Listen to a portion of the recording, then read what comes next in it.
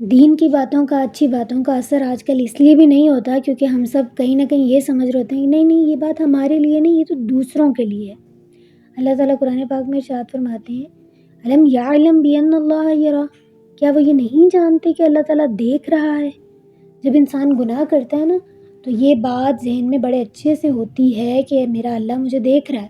انسان کے اندر یہ دیا جل رہا ہوتا ہے، اسے پتہ ہوتا ہے کہیں نہ کہیں کہ میرا رب مجھے دیکھ رہا ہے، لیکن دل کی آواز کو خاموش کروایا جاتا ہے۔ یعنی یہ کہ ہم اتنے دلیر اور اتنے بہادر انسان بن گئے کہ پتہ بھی ہے کہ اللہ تعالیٰ دیکھ رہا ہے، پھر بھی گناہ کر رہے ہیں۔ اور اللہ تعالیٰ ہی ہمیں کہہ رہے ہیں فما اصبرہم علی النار، کیسے تم لوگوں نے آگ پر صبر کر لیا، کیسے، یعنی اتنی ہمت کیسے تمہارے اندر آ گئی کہ آگ پر صبر کر کے بیٹھے ہوئے ہو۔ عبداللہ بن عمر بتاتے ہیں کہ وہ سفر پہ تھے، آرام کے لیے رستے میں کہیں رکے، دوپہر کا وقت تھا تو انہوں نے دیکھا کہ ایک شخص بکریاں چرا رہا تھا، انہوں نے اس کو بلوایا کہ چلو آؤ تم بھی ہمارے ساتھ کھانا کھا لو۔ وہ کہنے لگا نہیں میرا تو روزہ ہے۔ تو ان کے دل میں آیا کہ اچھا اتنی گرمی اور تم نے روزہ رکھا ہوا ہے۔ انہوں نے کہا کہ چلو میں دل میں سوچا اس کو ذرا ٹیسٹ اس کا لیتا ہوں۔ انہوں نے کہا اچھا یہ ایک بکری جو ہے یہ مجھے دے دو اور اپنے مالک کو کہہ دینا کہ بھئی بکری گم گئی، بھیڑیا کھا گیا۔ تو اس نے کہا کہ میں ایسا نہیں کر سکتا۔ تو عبداللہ بن عمر اسے کہتے ہیں کہ تمہارا مالک کون سا دیکھ رہا ہے؟ تو وہ کہنے لگا کہ نہیں مالک نہیں دیکھ رہا، لیکن اللہ کا کیا کرنا ہے؟ یعنی ایک بکری چرانے والے کو بھی یہ پتہ تھا کہ اللہ تعالیٰ دیکھ رہا ہے۔ تو اللہ کرے کہ ہمیں بھی یہ چیز سمجھ آ جائے کہ اللہ تعالیٰ ہر وقت ہمیں دیکھ رہا ہے۔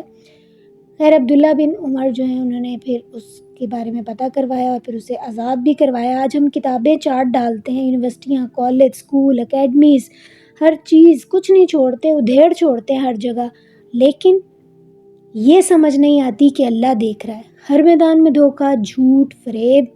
ارے اللہ کو کیا جواب دینا ہے؟ بند کمرے، کنڈیاں، چھت، دروازے ہے نا، کوئی بات نہیں، کوئی نہیں دیکھ رہا، لیکن اللہ دیکھ رہا ہے۔ آج کو اگر ہم سب کو یہ یقین ہو جائے کہ اللہ دیکھ رہا ہے اور وہ حساب بھی لے گا تو کوئی دودھ میں ملاوٹ نہیں کرے گا، کوئی دہی میں اراروٹ نہیں ڈالے گا، کوئی بکرے کی جگہ گدھا نہیں کھلائے گا۔ مالز وغیرہ میں کہیں ہم جاتے ہیں وہاں لکھا ہوا ہوتا ہے کیمرے کی آنکھ آپ کو دیکھ رہی ہے، خبردار۔ اب کیمرے کی آنکھ ہمیں دیکھ رہی ہے، ہم اس سے ڈر رہے ہیں، ٹھیک ہے، کہ ہم کیمرے میں نہ آ جائیں، تو اللہ تعالیٰ بھی تو ہمیں دیکھ رہا ہے۔ اور یہ بات ریسرچز سے بھی ثابت ہوئی ہے کہ اگر اسٹاف کو یہ پتہ ہو کہ وہ آبزرو کیے جا رہے ہیں اور ان کو نوٹ کیا جا رہا ہے تو ان کی کارکردگی جو ہے بڑھ جاتی ہے۔ لیکن ہمیں پتہ ہے کہ اللہ ہمیں دیکھ رہا ہے، ہم بھی آبزرو کیے جا رہے ہیں، ہمیں بھی نوٹ کیا جا رہا ہے، لیکن ہمارا اچیومنٹ لیول تو نہیں بڑھ رہا۔ تو یہ سوچنے کی بات ہے۔ حدیث جبریل علیہ السلام ہے کہ انہوں نے پوچھا اللہ کے رسول سے کہ اللہ کے رسول یہ احسان کیا ہے؟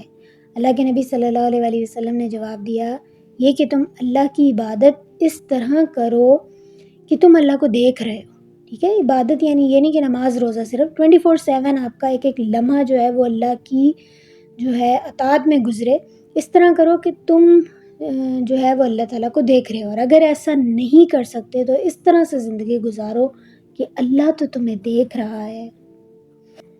گناہ بس ایک کلک کی دوری پر رہ گیا ہے، سب سے چھپ کر، میاں بیوی سے، بیوی میاں سے چھپ کر، بچے جو ہیں وہ ہر ایک سے چھپ کر غلط ویڈیوز دیکھ رہے ہیں یا جو بھی غلط کام کر رہے ہیں۔ کیوں نہیں کر رہے سب کے سامنے کہ بھئی ان سے حیا کرتے ہیں، ان کی عزت کرتے ہیں، تو اللہ سے ہی حیا نہیں کرنی، اللہ سے ہی نہیں چھپنا۔